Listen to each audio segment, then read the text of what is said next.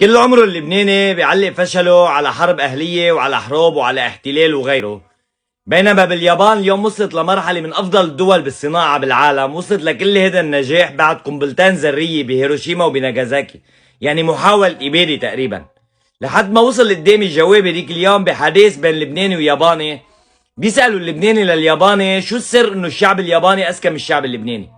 برد عليه الياباني بيقول له على العكس، عنا باليابان بين كل 10 في شخص ذكي وتسعة أغبياء، وبلبنان بين كل 10 في 9 أذكياء وواحد غبي. بس الفرق انه باليابان بيسلموا القرار للذكي والتسعة هن بينفذوا قراره، بينما بلبنان بنسلم القرار للغبي والتسعة هن اللي بينفذوا قراره. هذا هو الفرق. يعني انت شو متأمل لحد اليوم بشعب بعده لليوم بلمع الازاز بجريدة وبيقرب فنجان القهوة؟ يعني جريدة اشتغلت عليها عقول وعالم متعلمة لحتى توصل لك رسالة وتوعيك شوي، انت بتشيلها بتلمع فيها ازاز.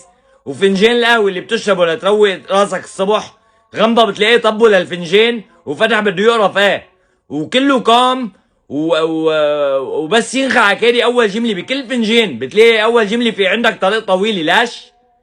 يعني اوتوستراد هو؟ ما الفنجان كله هالقد، انت الطريق الطويلة وين شايفه؟